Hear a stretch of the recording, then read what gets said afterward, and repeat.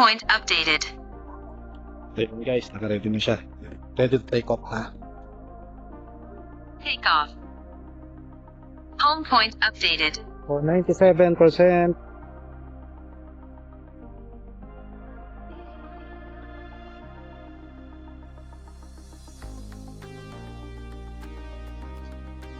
So, 70 meters.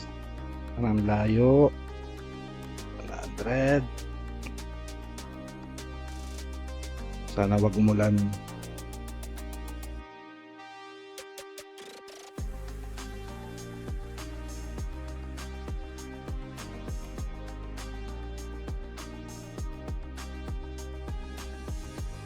Baling natin Max ito altitude dito. reached. Dalawang balik. Unang balik di ko gagamitin yung cruise control. So dito isang dire-diretso lang siya. Nakababad lang yung stick, forward stick. 400 meters. 88%.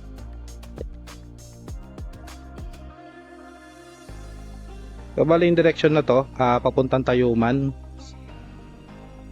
Mula Bilibiran papuntang Tayuman. 500 meters.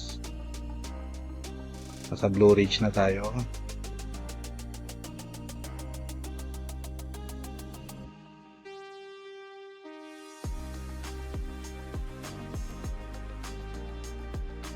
Medyo mabilis siya papunta dun. Tingin ko mabagal siya pabalik.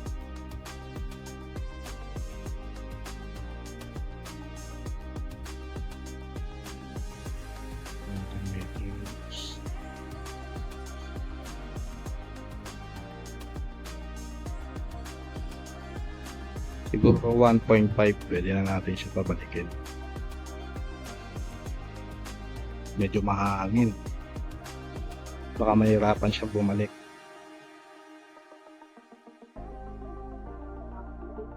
$1.5 balikan, so total nasa 3 kilometers. Pwede na yun.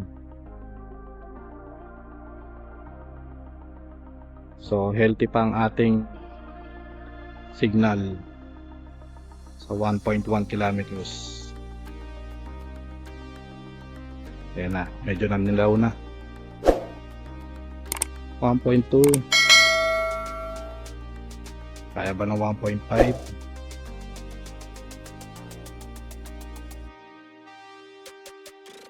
Lanusa 1.3. 1.5, balik na tayo. Baka kusang bumalik na rin yan. Baka mawalan na. Battery level is low. Okay. Aircraft will return to the home point in 10 seconds. Medyo maaga-aga yung pagbalik niya. Return to home. So 1.4. Nakabot.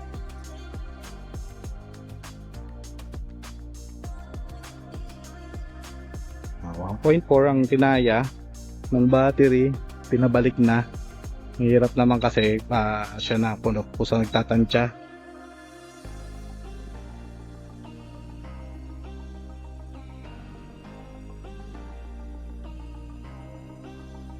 Ine-estimate niya kasi yung natitirang battery sakto sa pagbalik niya. So hindi natin pwedeng ipilit. Hindi na makabalik ang drone natin.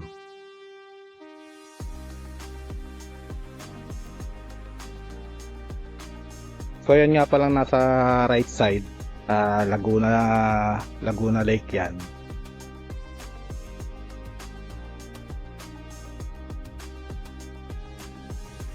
Yung nakikita yung tubig dyan sa kanan. Ayan. Lawayan, Laguna.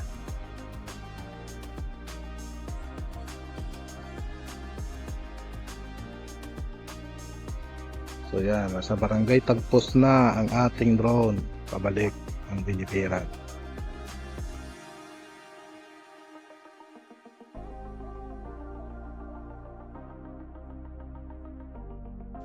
So ayan, yung pinaka lesson learned dito, huwag kayong papalipad ng may ibon o kaya malakas ang hangin.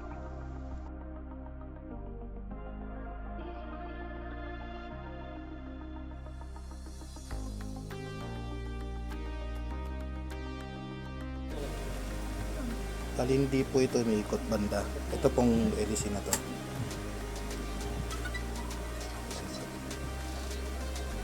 Tapos pag in-start ko po siya, Follow. may error daw. Unable to take off. Connect to app to see why.